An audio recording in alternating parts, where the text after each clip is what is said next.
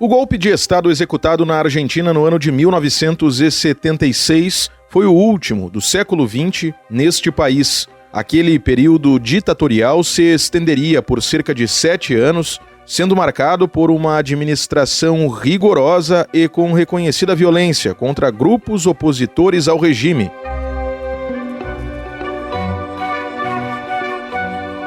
Eu sou o jornalista Diego Brião e o Estação História é uma produção RWCast, que é a central de podcasts do grupo Rádio Web. Te convido para, a partir de agora, relembrarmos o golpe de Estado realizado na Argentina em 1976.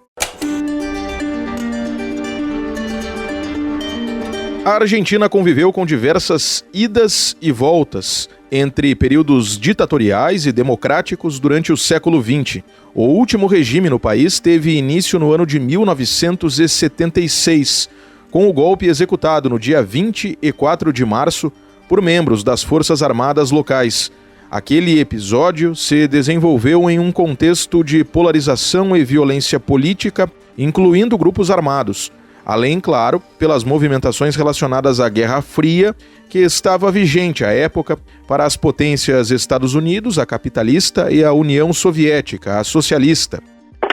Os militares argentinos dão o golpe com o discurso prometendo pacificar o país, prometendo livrar o país do comunismo, da subversão, dentro daquele discurso anticomunista que marcava a Guerra Fria. No caso argentino, tem uma particularidade, essa polarização, essa violência política tem uma particularidade. O próprio peronismo estava muito dividido entre uma ala mais à esquerda e uma ala mais à direita, ou melhor, alas à direita e à esquerda. Nos anos 60 surgiu uma esquerda peronista, que acabou entrando em choque com as alas mais à direita, com as alas mais conservadoras do partido. E quando Perón retornou do exílio em 1973, ele foi derrubado em 55 e foi para o exílio. Nos anos 60 surge essa esquerda peronista quando Perón estava no exílio. E quando Perón volta à Argentina nos anos 70, ele não conseguiu conciliar o partido. E tampouco a Isabelita Perón, que assumiu a presidência da Argentina após a morte do Perón em 1974. Então essa instabilidade política foi um dos grandes pretextos para os militares darem o golpe de 76.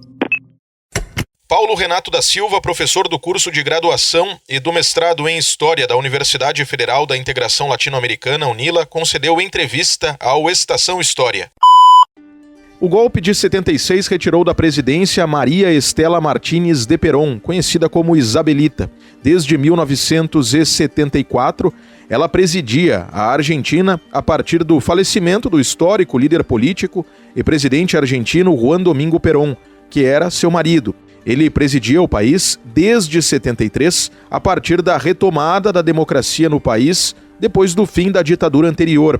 Uma junta militar foi responsável pela tomada do poder em 76. Ela era encabeçada pelo general do Exército da Argentina, Jorge Rafael Videla, pelo almirante da Marinha, Emílio Maceira, e pelo brigadeiro da Força Aérea, Orlando Ramon Agosti.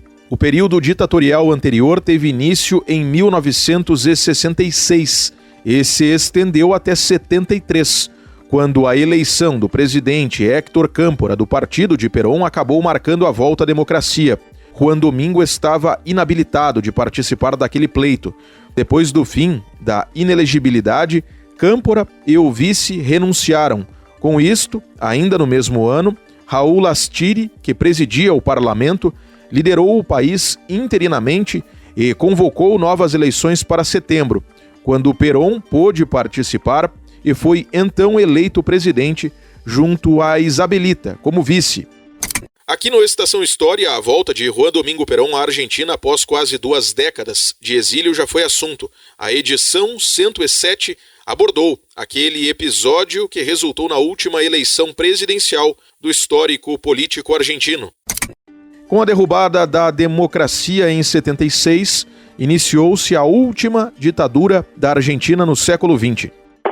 autoritarismo, um apelo constante aos chamados valores cristãos e morais. Relacionado a esses valores cristãos e morais, um discurso fortemente anticomunista, dentro daquela ideia, de que o comunismo seria ateu. Muita censura, prisões, torturas, exílios, desaparecimentos políticos. O caso argentino é conhecido pelos números muito expressivos. Os movimentos sociais de direitos humanos reivindicam a cifra de 30 mil desaparecidos políticos, apesar dos discursos negacionistas questionarem esse número. O que marca a ditadura de 76, o que marca as ditaduras, é medo.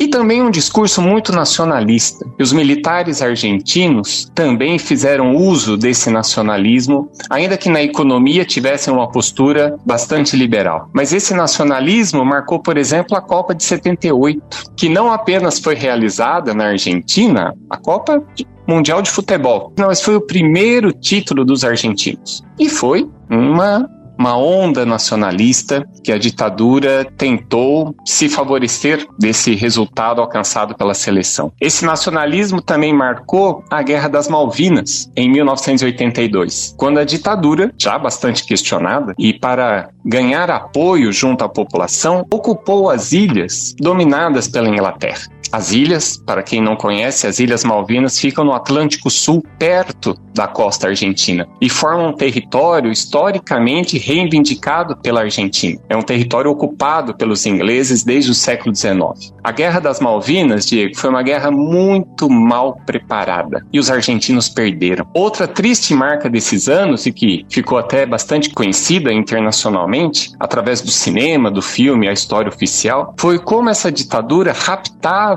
os filhos dos opositores políticos. E alguns desses filhos foram, inclusive, adotados por militares.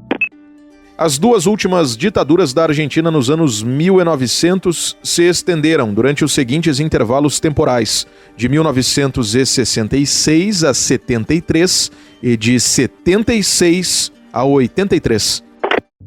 As duas ditaduras, tanto a de 66 como a de 76, tiveram como principal alvo o peronismo. Em 1966, o peronismo estava na ilegalidade. O partido peronista estava proibido. Mas o Perón, mesmo exilado, ele continuava muito influente na política argentina. Então foi um golpe para tentar conter essa influência. Em 1976, o golpe teve como um dos seus principais objetivos acabar com os montoneiros, que era a principal guerrilha peronista de esquerda.